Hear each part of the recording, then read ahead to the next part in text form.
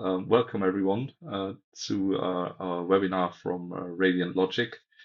Khadija and we will lead you through this webinar.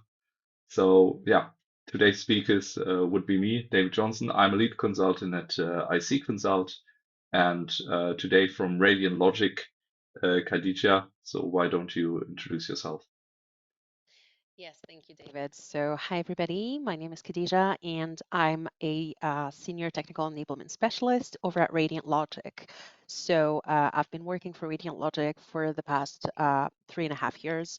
And before that, I used to work, like in the first 3 years, I used to work as a professional services consultant for Radiant Logic before switching to full-time training and enablement. Thanks, Khadija. So let's continue. So just quick words to IC Consult. We are obviously a partner of Radiant Logic. And just to give some numbers here, we're now internationally, we're world leading consultancy. So we are doing also international work. We're offering services in the US. We're offering services in EMEA, but we're also offering services in Asia Pacific, also in China, and we're vendor independent. So we have a lot of products, and we're only partner with those products which we think make sense, and also do the webinar with them. So welcome again, Radiant Logic, and thanks a lot for doing the webinar with us. And then Katja, I think you're. Yes. So yeah, thank you, David, for that, by the way. And a quick word about Radiant Logic. So we're a software company specializing in identity data management and identity analytics with all the um, identity rationalization, compliance, and governance features around users' access rights. The Radiant Logic company is almost 30 years old now and has been named a Gartner Coal Vendor multiple times over the past 15 years. We have quite a few multinational corporations listed as customers. So you can see a little sample of our logos on the bottom part of the slide, along with the accolades that we may have received. So the largest part of our clients are from the financial services industry, healthcare industry, and public federal administrations. And we also have customers in many other verticals. You can also go to the Gartner Peer Insights platform and check our customer ratings, which are an outstanding 4.8 out of 5. And so that could give you a good idea of the customer satisfaction that we can generate. Thank you, Khadija. So yeah, let's start with a webinar and have a look on why user access reviews are actually that important. So common gaps in the identity strategy is really that employees still retain access 3 months after departure. So in your perfect IGA system, of course, you have processes, but there are other areas, there are other ways where you might not do a proper offboarding, and there's still access left in the landscape, and which should have been removed after the employee has departed from your organization. The same goes for an identity breach. Yeah? It's all with identities, and the average number of identities for users is more than 20. So yeah, you have one account, but you have still 20 identities, which is a rather smaller, almost company. And in larger companies, this can also go into the hundreds. So if you have an identity in each of those systems in your company, potentially somewhere there could be access, or somewhere you could gain access to information which you should not have, and it's a nightmare to maintain. Yeah. And yeah, the no-brainer is business processes rely on identity data. You can't start any business process without having identity in mind. And yeah, if we go to the next slide. So reviews should not be taken lightly. Really has impact on the risk. Yeah, You have to manage your responsibility. You're improving the governance and you're ensuring compliance. But the overarching is, of course, you want to have a good review. You want to really do those points in reviews. And most often, what happens sometimes is you really have a review fatigue, or you're not doing it right, and then all these points I just mentioned, which are obvious, can be a problem or will not be solved by review if not done properly. If we go to the next slide. And this is why reviews are so painful. So for campaign owners, of course, you have to find out who should I actually review, who's leading this department now, um, uh, who's who should do which slide of the part of the review, and it's always changing because departments are reassigned. People are moving from one department to another department. New departments come out of nowhere, and it's a nightmare to maintain without the proper data and without a system that's really assisting you in those reviews, as you will always do a catch up, especially as a campaign owner. And then we know the manager problem, which I just shortly already jumped into. It's time consuming. Yeah, you have cryptic access right names, and you have limited tool capabilities. And whoever already did an access review in the past, or set up an access review, knows that these are real pain points. It's really in a project you start, you just forward the review over to the managers. The managers have to decide on 100 permissions per identity, maybe in an application, has no idea what's going on there actually for sure, and will maybe at the end, worst case, just blindly accept. And then you did a review, but you have not gained any of the above mentioned points during your review. So you did it, but was it really accurate? Did you really complete it? And will you ever complete it? Because that's another point. Managers who do try to do it right, they might not complete the survey as they're not knowing what they're actually accepting there, and they're not willing to do it.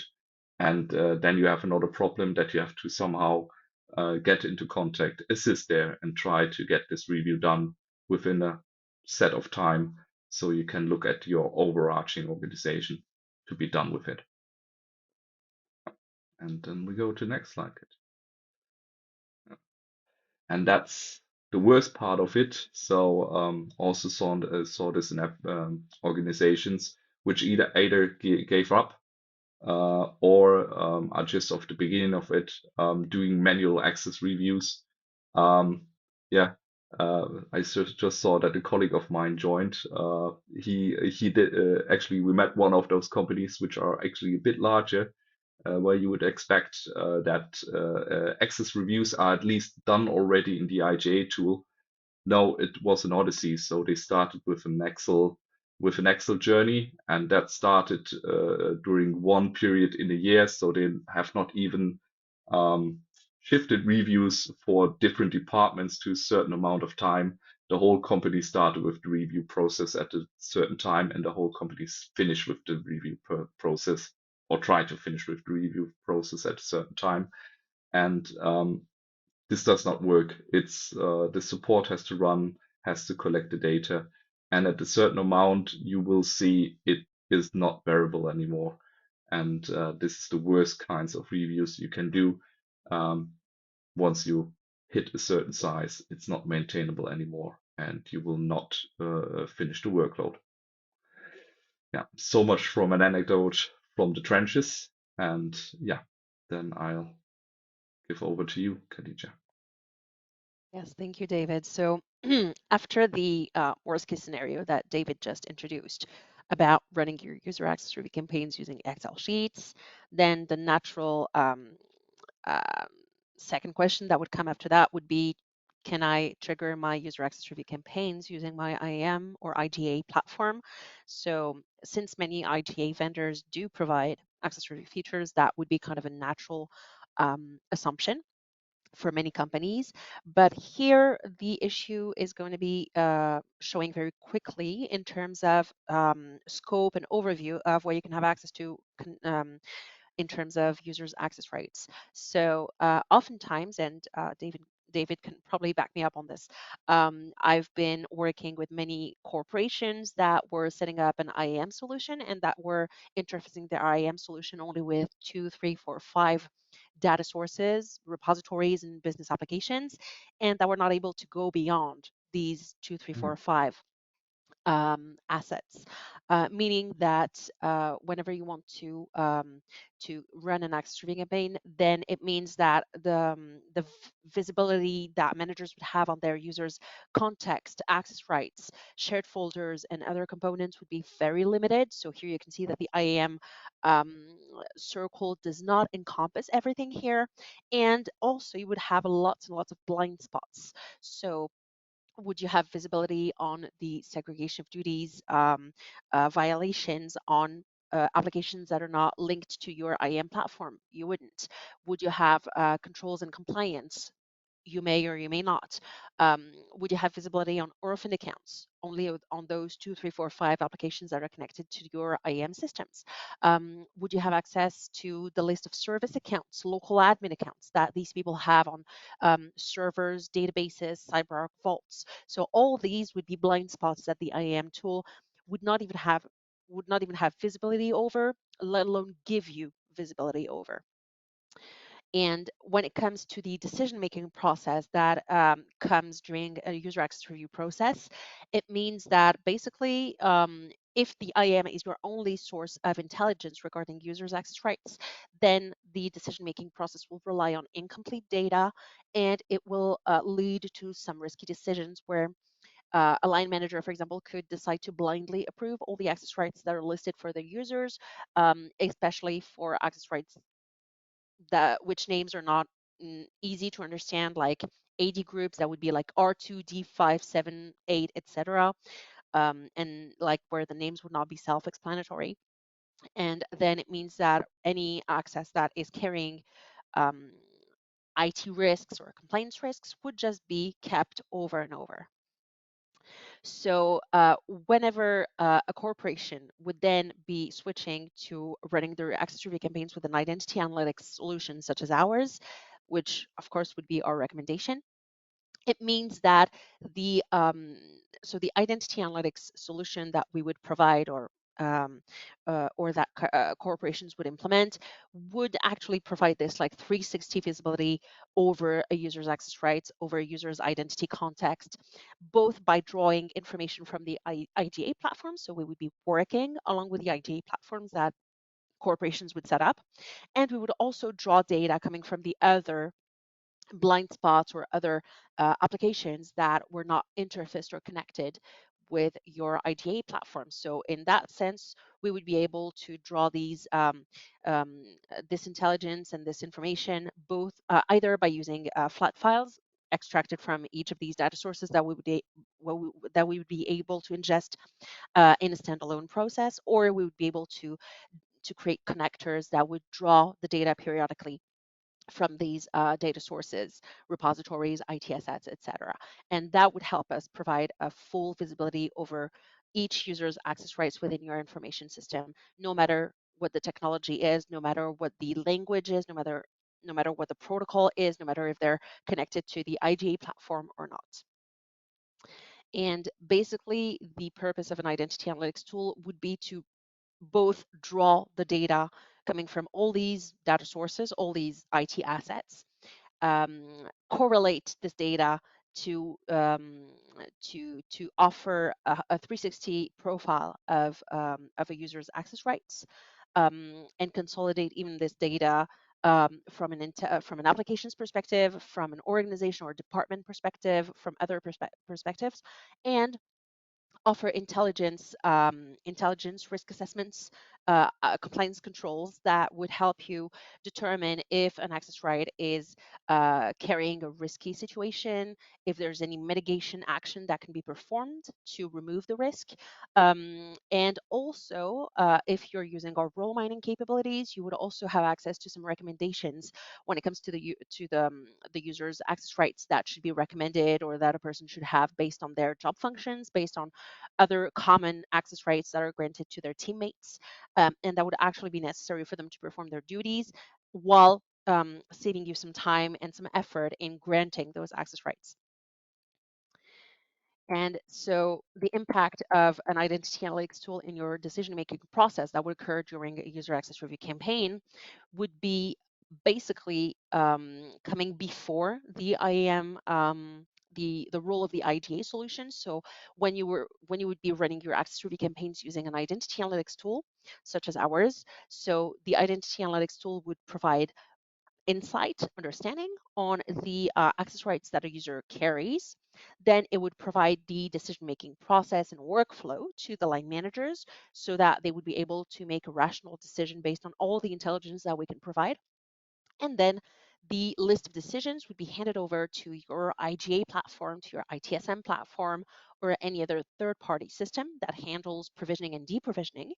And then you would be able to mass revoke, bulk revoke access rights that are deemed risky and that were deemed not okay during the access review process. And you could do that on many systems. So you could do that on the applications that are connected to your IGA platform. And for the applications that are not connected to your IGA platform, you could send the revocation decisions to an ITSM system, to your ServiceNow, to Jira, to any other third-party deprovisioning system that you would have that would manage these targets.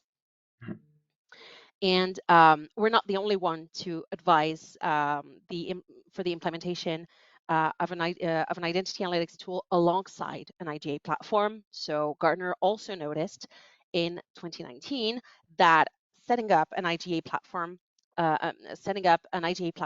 with an identity analytics solution would actually increase or double the return on investment that you would have compared to the installation of a standalone IGA platform. So that would help you with all the data qualification, data cleaning that has to come before you install your new IGA solution or before you migrate from one IGA solution to another. I can just say, okay, that's totally right. So I see this with a lot of projects in the past, and also sadly sometimes in the future, that if you don't do the analytics right from the beginning, that you don't know what you have, what you're getting yourselves into, and blindly start trying to integrate an IGA system and trying to force out roles from there without doing the proper analytics beforehand, the project is will not only take longer, it will take longer to also get a higher acceptance rate of the solution. So it does make sense to do a proper pre-analysis and also really starting the analytics beforehand before going into a full-blown implementation of an IGA. And I can just say from experience that this is totally true, that this would have saved a lot of projects sometimes if that would have done before, yeah, to also get the scope, to also see how complex the system is, and so forth, and how quickly you can get some things under control, and that helps to plan your project accordingly, and also helps with a nice start with the IGA project. So I can not only stress the ROI, yeah, can be, of course, an IGA system, for example, it's there to give compliance, but also you want to finish in time, you want to finish in scope, and you want to have a nice first experience for the end user to accept it. And that's where I see this solution and where I see analytics as a whole imperative for such a project. Yeah, indeed. And even before joining Radiologic, back when I used to be an IGA consultant myself, I would see many corporations, many customers that would actually like start just implementing their IGA platform straight away, and then maybe 2 or 3 years later, they'd be puzzled about like all the data quality issues that they would have inside their IGA database, and the difficulty that they would have to interface more applications because the identity data inside the IGA platform already has data quality issues.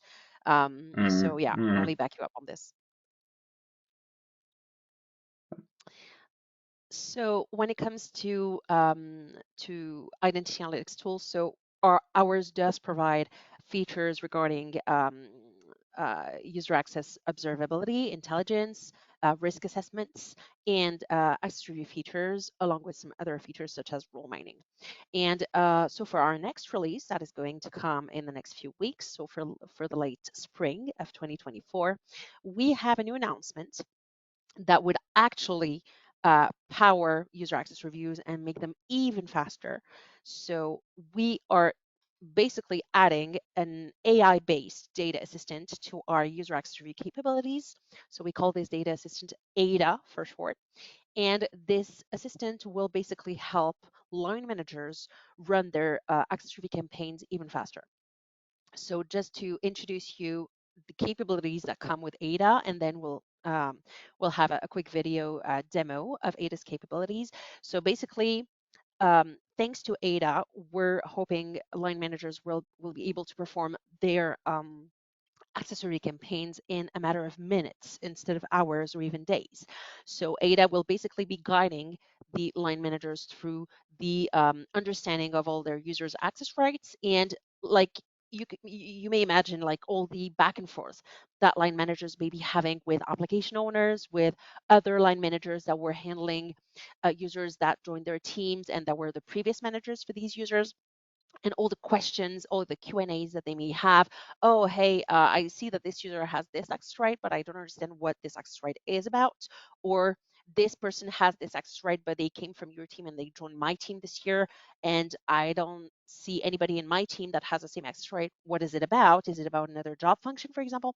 So all this back and forth mm, basically would be way less necessary because Ada would already be providing that insight to each line manager on their respective scope of data, and also provide some suggestions in terms of what decisions should be made about this access right or that access right. So I'll show that to you in a few moments.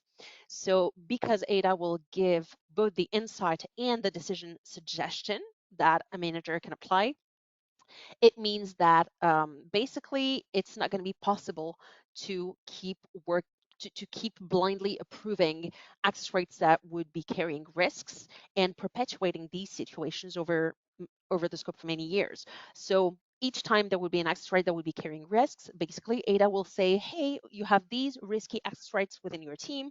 What do you want to do about it? Do you want to maintain them? Do you want to revoke them, et cetera, et cetera? And it would be impossible for a line manager um, to just bypass these and blindly approve them. They would actually have the information would actually be brought to their visibility. And these features would be available for all types of access review processes. So it would be available for application access rights reviews, account reviews, service account reviews, privileged accesses review processes such as CyberArk vaults or local admin accounts. So you will be able to apply these capabilities to all the components that you would submit to an access review process. So just to show you a quick demo of what it looks like. So here you would have first our usual access right review interface with like the list of access rights that a line manager has to approve or revoke. So just to show you on this video, so you would have the ADA Assistant logo on the top right corner of the screen, right? So if you click on the ADA logo, then you would have this section that would appear on the right part of the screen. And first it would basically, I'll just go back a few seconds. So it would start by telling you about all the entries that you reviewed the previous time and that had no changes. Hence, you could just approve them again, and you would already be approving half of your scope in a matter of seconds. And then you would be moving to the next part of your access review process. So Ada would introduce you to the risky access rights that have been identified. either because Mm, they were already carrying risks in the past, or because there's been a change of situation, like people who left your department, people who left the company, but still have active accounts attached to them. And then after presenting you with the risky access rights that were identified within the scope of your access review, then it would give you the possibility to investigate through these risky access rights. So you can decide to filter your list with only the risky access rights that are identified by ADA, or you can decide to display some bar charts, some additional charts, KPIs inside the ADA comment section. I'll just get back to that. So here you have your risky access rights. And in this example, it would give you some additional bar charts or KPIs about the risks that were identified. So in this instance, we're talking about dormant accounts, so accounts that were not being used for mm, more than 3 to 6 months. And then you have the split in this bar chart. You have the split mm. of the time since when accounts have not been used, have been dormant. And then you can decide to revoke these accounts or maybe to maintain them, to keep them. If they're, for example, accounts that have to be used only once or twice per year, if there's like a season effect or a season peak that requires these accounts to be maintained. So you can either apply the decision and click on the button, revoke and proceed to the next phase, and then ADA will automatically bulk apply this decision to all the entries that were listed. Or you can just manually process this and say to ADA, no, I'm going to handle this on my own before moving to the next And stage. and I really like this part. So it gives the more human interaction here. So it even mentions to the manager not even that it's, of course, from compliance perspective, it's important to remove levers, pardon me, remove levers in time. It's important to clean up, but it also gives some context, for example, that these apps have a uh, uh, per license usage. So Sure. that is really helping also to give a bit more context and also engage with the manager or engage with whoever is approving this to further go on with the access review. So it's a pure psychological thing.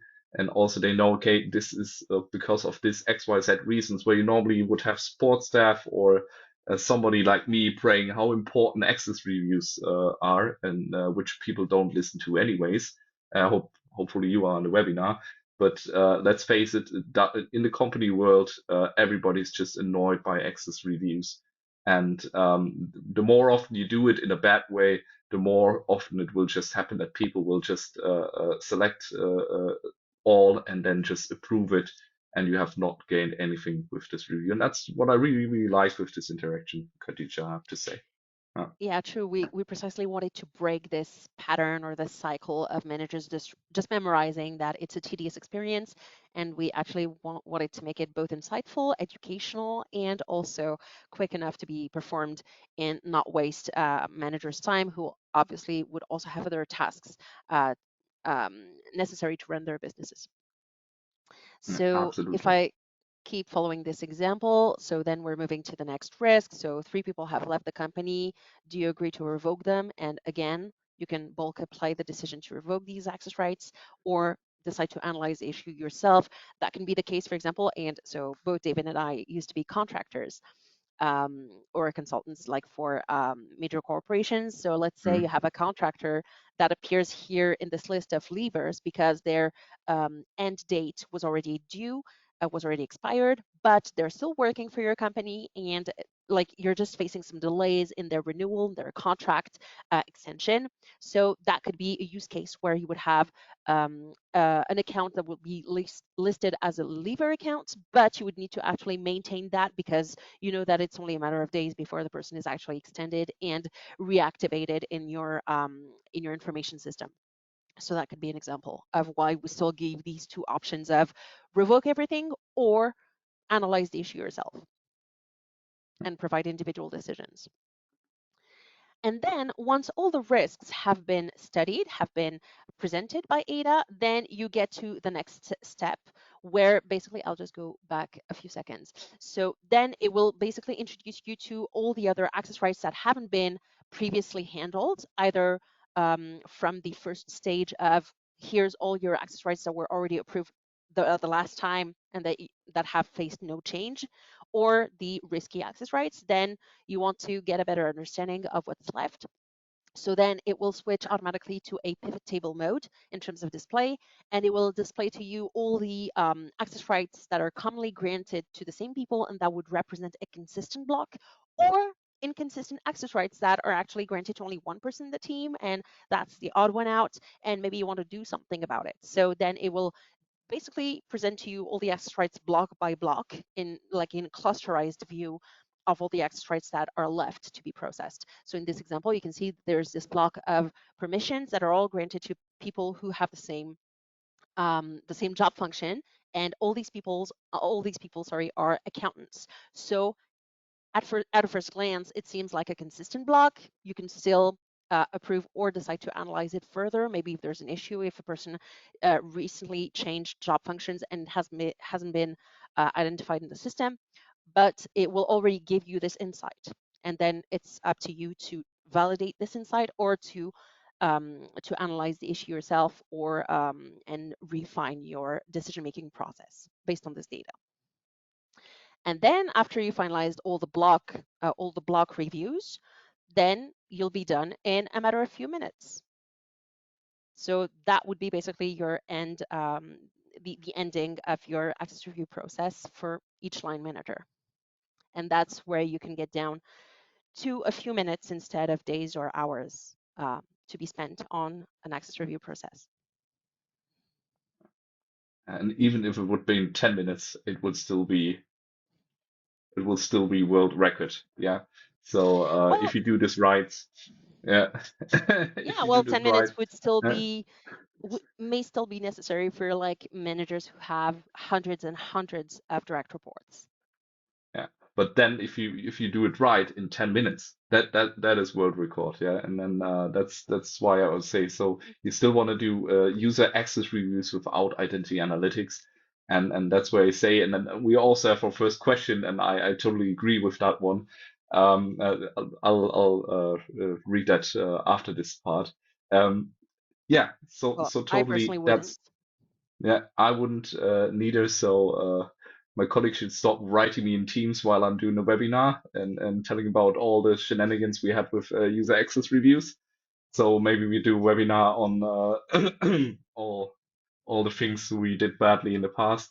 But I would be happy to have such a tool for user analytics because a lot of IGA tools are either lacking it, some are doing a better job of this, and then also have a few features that Radiant Logic offers, but none of these tools are completely holistic, and that's where really Radiant Logic shines, and I really love that product, I have to say.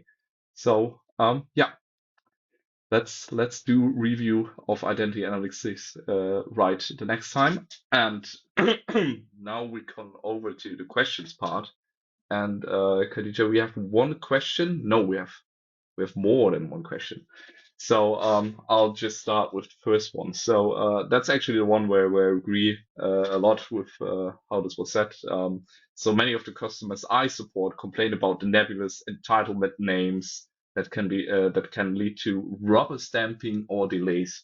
I totally agree on that.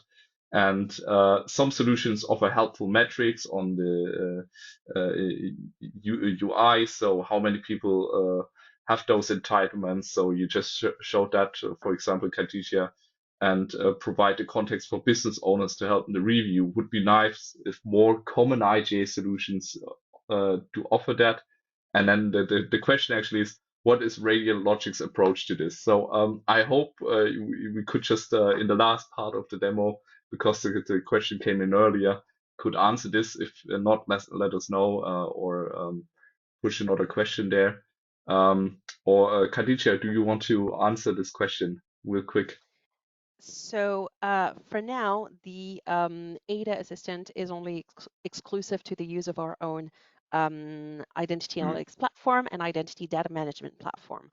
But I have to confess, we did receive this question a few times. We did hear about some customers asking us to provide some sort of ADA extension or plug into their existing platforms. Um, I mean, that was a nice praise to our new developments, but that is not in our agenda for the near future, to my knowledge. But so basically, for our existing customers, they would have to upgrade their platform to our latest version when the ADA assistant will be released. And for new customers, I would advise you to, of course, get in touch with our sales reps, uh, or one of our sales reps will be appointed to your territory and then analyze your context and needs with them to come up with a proposal and with a first like implementation project. But Okay. just to give you an idea, if you decide to implement an identity analytics project within your company using our identity analytics offering, depending on the complexity and the number of applications that you want to include to interface and ingest in the platform, it can be relatively quick. Most of the times, it's quicker than an IGA project. Many IGA projects would take from 1 year to 3 years. Our projects, let's say you want to include 5 data sources that are not too complex. You can have a proof of concept ready within 2 weeks, and you can have a first implementation, like a production environment and testing environment, implemented in within 3 to 6 months. So that's a Yeah. quicker implementation anyway.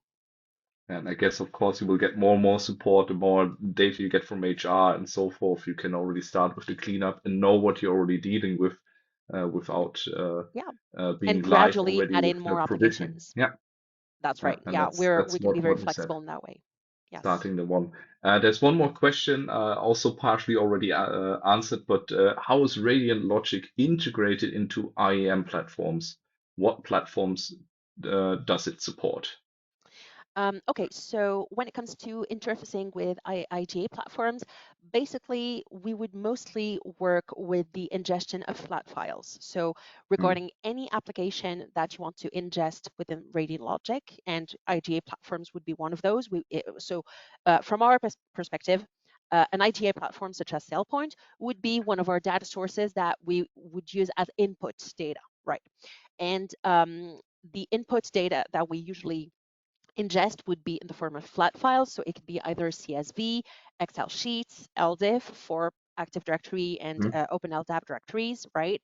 XML files, JSON files, so TXT files, a bit less common, but still manageable. So basically, we would be able to handle all these kinds of flat file formats, and you would be able to create ingestion processes and parsing rules for each of these files, and you could customize it to the extracts that your information system teams would be able to provide to you. Your application owners would provide you with extracts from their specific applications.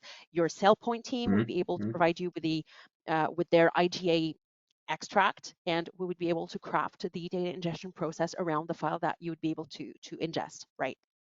So it means that basically we're kind of agnostic. And we also have a marketplace where we have already lots of plugins that are pre-packaged that would also help you in parsing and ingesting files with specific formats or specific data sources that are the most common. So we have plugins that are already ready to be implemented to ingest data from Okta, from any IAM solution that is running SCIM, the SCIM protocol, from Mm, Microsoft mm. Active Directory, Azure AD, Google Cloud, Linux local admin accounts, etc., etc. And so if it's not part of our existing marketplace, you can still develop your own. But that sounds like a easy entry, I would say, because many projects I know we're talking about CSV files, we're talking about flat files, but it makes the thing easier. You can go into almost any IGA tool and get an extract in the instance. Of course, you can later automate it. That's the thing. That's like later on in the project, if you're more mature, you want things to be automated and talking to each other. But on the low level, like you said, you're agnostic.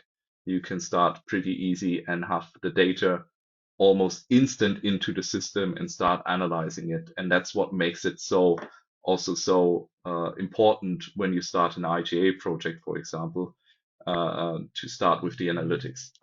That makes things easier from the get-go, from the start. But also, if you have an And established that's also solution one to of the clean up. reasons why we can go faster indeed. Yeah. So let me go back if Do there's we have another any question. additional questions? Ah, uh, yeah. It was about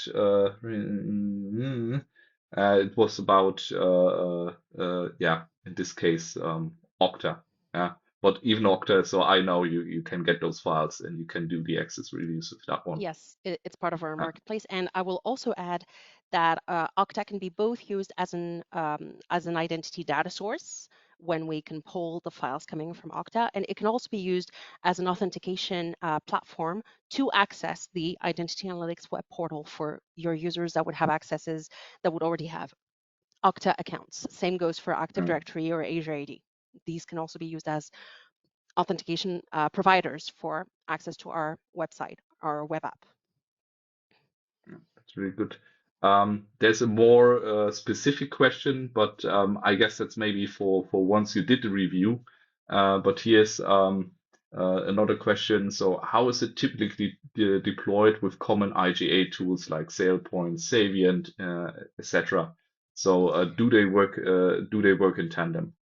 So as I said, so it's possible to have some sort of a control loop between your IGA Mm, platform mm, or your ITSM platform and your identity analytics implementation. So basically, you would um, you would feed identity analytics mm, with flat files coming from Savient or SailPoint, and then yeah. we would also be able to create interfaces for remediation or revocation requests or tickets that would come from our access review process or from our control browser, where you can have access to our permanent ITGC controls and trigger remediation requests coming from there.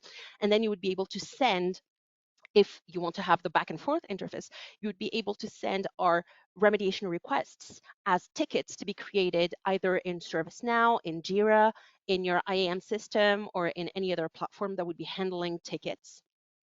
And that's where you would have the back and forth. So you send requests for revocation to your IGA system or to ServiceNow, then your IGA or ServiceNow handles the remediation. And then when we ingest the files the next week or the next month, then we have the update and we can see that, yes, this account has been revoked. Or on the contrary, there's been a revocation request, Mm, but the account still is active, still hasn't been revoked. That's triggering a new risk. That's going to be part of our control plan again.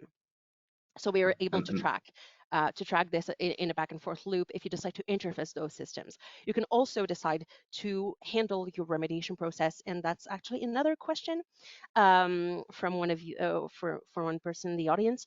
You can also decide to handle remediation requests manually or by sending mass emails to any system that would not be ServiceNow or Jira, for example, if you have a third-party system that is not part of our native out-of-the-box interfaces. So you can still send emails to a mailbox, to a group, a management group for any mm, application locally, etc. And it could be handled separately, and then you would just be able to track and update the revocation requests inside of the identity analytics remediation section, and you would be able to just check all the tickets and say, hey, these tickets have been completed, these tickets are in progress, et cetera, et cetera. And that's completely up to you. That's configurable, and you can have different strategies for different applications. So you can yeah, decide to have your 3 applications coming from the IAM handled through an interface with SailPoint when it comes to how you deprovision the access rights. And then maybe you have a standalone application that comes from engineering factories and that are outside of the IAM scope. And then you can say, okay, for this application, I want it to be handled manually by the application owner. yeah. And that can Or be not handled onboarded manually by the yet, application and owner so forth. separately. Yeah. And then they would declare the status update in Identity Analytics. Yeah. I think we have so many questions now, we have to do cherry picking.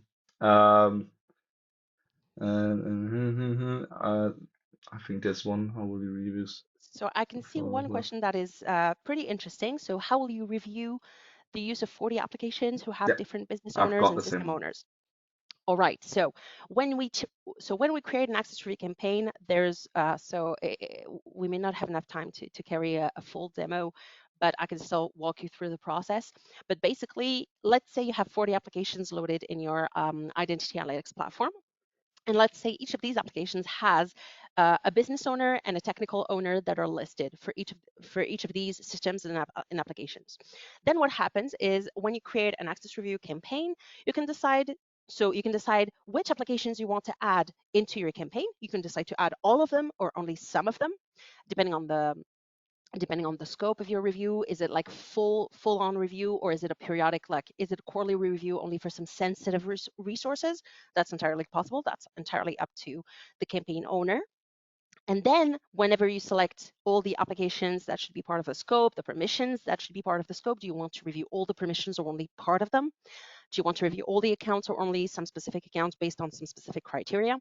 And then you also will select the reviewer selection strategy. So should your review be conducted by line managers, in which case each line manager will receive the list of all the access rights within all the applications in the scope for the people in their team. That can be a long list, I'll admit, but we'll be able to provide each line manager with an extensive list of all the access rights for all the applications in the scope for their respective direct reports. Or maybe you want the access right review to be conducted by application owners, or maybe it's an account review. You want the application owners to perform the review. Maybe you want a combination of that.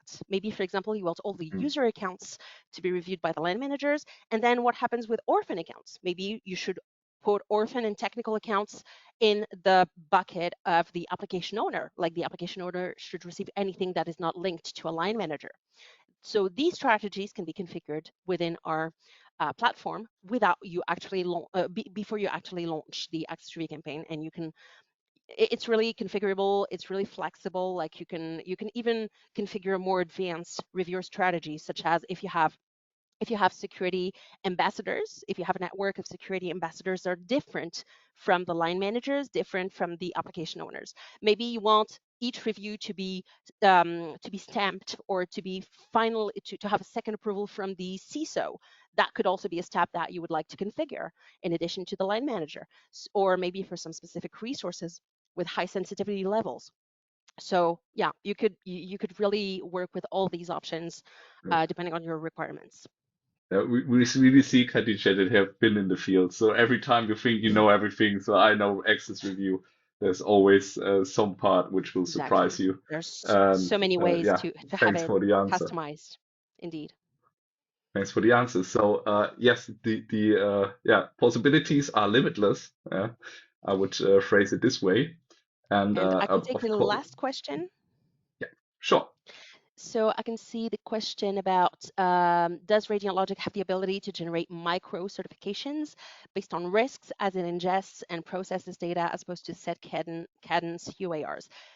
We also offer the possibility to trigger access review campaigns based on risk events. So for example, so that would be some customization to be brought, but we definitely provide this option.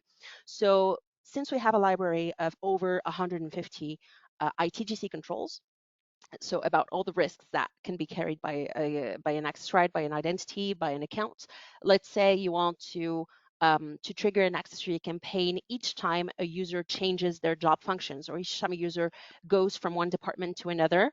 So that could be an option. We could trigger reviews based on events like that. And then each time a user changes their departments, the next time we load a refreshed version of the HR file, for example, we see that the department has changed, and then you would have an access review campaign that would be specific to that user, specific to that event, that would be sent to the new line manager, for example, and then Mhm. the new line manager would have to review the whole list of accesses that they used to have from their previous job and say this we need to keep, this we need to revoke, this we need to keep, etc.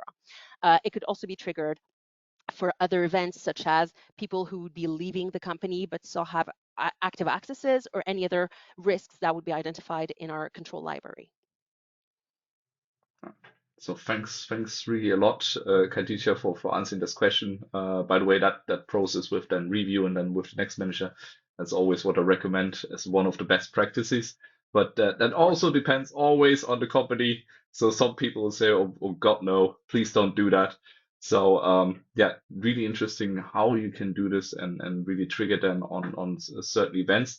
And I think, yeah, if you want to know more, we're gonna send out anyway the recording, the extract with some of the questions. If there are new questions, we'll try to answer them as well in the email reply. And yeah, if you want to see more, which you obviously want, then contact Khadija, contact us, and we'll get you sorted out and yeah, probably show you a more extensive demo. Uh, And we'll Thanks a definitely be lot. happy to help. Indeed. That anyway.